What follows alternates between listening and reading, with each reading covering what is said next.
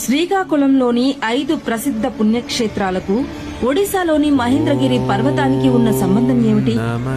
మహేంద్రగిరి దర్శనం తర్వాత బారువాల శివుని దర్శనం ఎందుకు చేసుకోవాలి? దీని వెనుక దాగిన ఆధ్యాత్మిక మర్మమేంటో ఈ వీడియోలో చూద్దాం.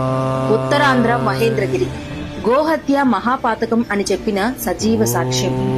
పాండవులు జూతంలో ఓడి అరణ్యవాసం సమయంలో వారు తమ తండ్రి పాండురాజుకు పిండ ప్రదానం చేయాలని సంకల్పించారు. అందుకు గన్నమృగం యొక్క మాంసం అవసరమని ఒక మహర్షి చెప్పారు. ఆ జంతువు ఎలా ఉంటుందో చెప్తూ మహర్షి అర్జునుడికు దిశను చూపించారు.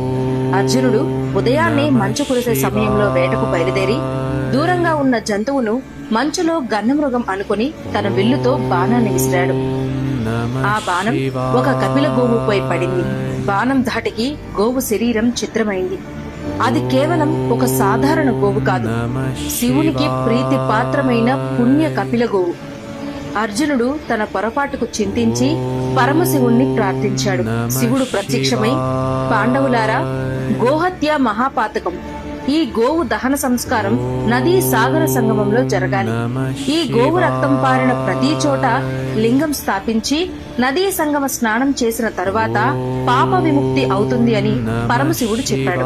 అప్పుడు పాండవులు గోవును తీసుకుని మహేంద్రగిరి పర్వతం నుండి నదీ సంగమానికి గోవు మృతదేహంతో బయలుదేరారు.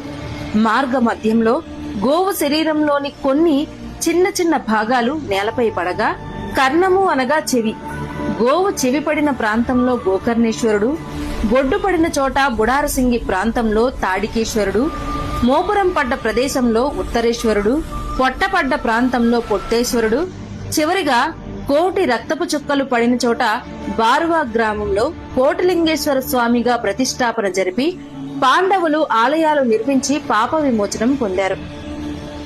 ఈ విధంగా మహేంద్రగిరి దర్శనం అనంతరం ఈ బారువా క్షేత్ర దర్శనం పవిత్రంగా భావించబడుతుంది.